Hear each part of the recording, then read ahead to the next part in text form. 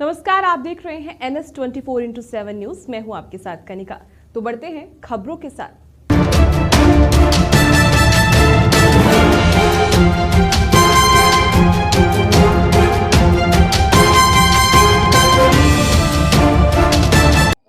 Surya multi specialist अस्पताल में नियम विरुद्ध कराया गया नाबालिग का प्रसव।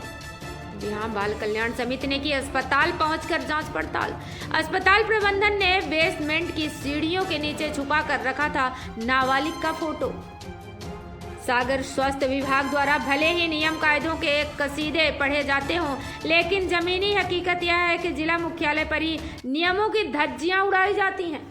ऐसा ही एक मामला उस समय सामने आया जब बाल कल्याण समिति को सूचना मिली कि एक निजी अस्पताल में नाबालिग का प्रसव कराया गया। सूचना मिलते ही बाल कल्याण समिति तथा किशोर न्याय बोर्ड के सदस्यों ने संयुक्त कार्यवाही करते हुए अस्पताल का निरीक्षण किया।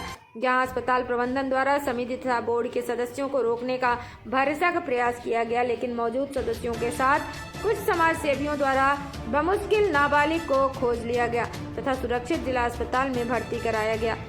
तिलकगंज स्थित सूर्या मल्टी स्पेशलिस्ट हॉस्पिटल में बुधवार को सुबह एक नाबालिग बालिका की डिलीवरी कराए जाने की सूचना पर बाल कल्याण समिति किशोर न्याय बोर्ड की टीम के साथ कुछ समाज सेवी संगठन के सदस्यों ने पहुंचकर कार्रवाई की और वहां से नाबालिग बालिका को सीढ़ियों के नीचे से बरामद किया गया। सीढ़ियों के नीचे से मिली नाबालिग अस्पताल प्रबंधन द्वारा अपनी गलती को छिपाने के लिए नाबालिग तथा उसके नवजात शिशु की जान की परवाह किए बिना उसे बेसमेंट में स्थित सीढ़ियों के नीचे छिपा दिया गया। सदस्यों द्वारा जब अस्पताल में खोजबीन की जा रही थी, तभी देखा गया कि सीढ़ियों पर किसी के जाने के निशान हैं। उन्हीं पैरों के निशानों के आधार पर समिति के सदस्य और समाज सेवी वहां पहुंचे तथा खोजबीन के उपरांत नाबालिग किशोरी को सकुशल तलाश कर बाहर निकाला। रजिस्टर में नहीं थी एंट्री। जी हाँ, अस्पताल प्रबंधन की लापरवाही का आलम यह भी था कि जब बालिका को भर्ती किया गया तो उसके भर्ती संबंधी कोई जानकारी अस्पताल में मौजूद रजिस्टर में नहीं थी। बालिका नाबालिग थी और गैर शादीशुदा थी।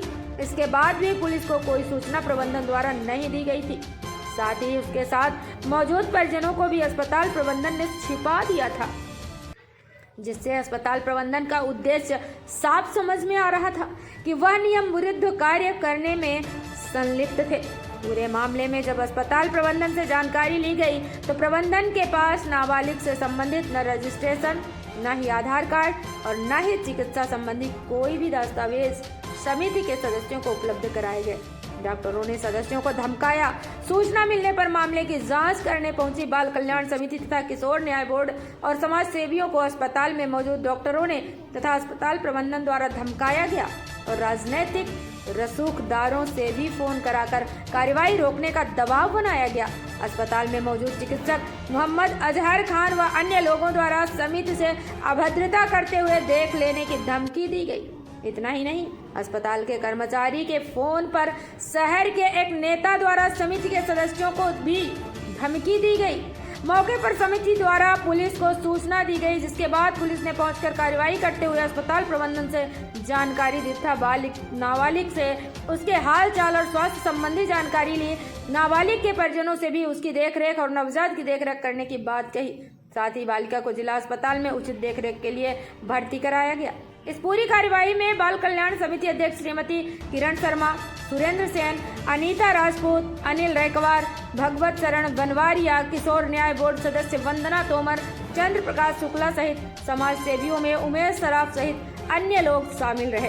इस पूरे मामले को लेकर जब एडिशनल एसपी, जो कि विशेष पुलिस इकाई के सर्वा भी हैं, उन्होंने फोन रिसीव नहीं किया। इनका कहना है मामला मेरी जानकारी में आया है, इसमें नोटिस में जारी करके पॉक्सो अधिनियम की धाराओं के अनुसार कार्रवाई के लिए लिखा जाएगा। ओंकार सिंह, सदस्य, बाल अधिकार संरक्षण आयोग, मध्य प्रदेश।